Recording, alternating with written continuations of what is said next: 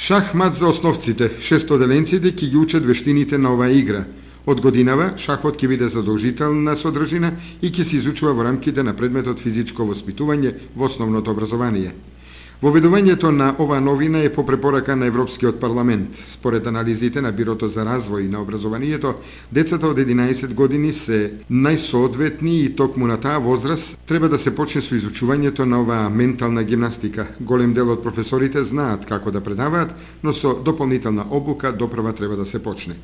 Оваа содржина ќе биде најсоодветна за оние ученици каде наместо физкултурни сали ќе се учи шах.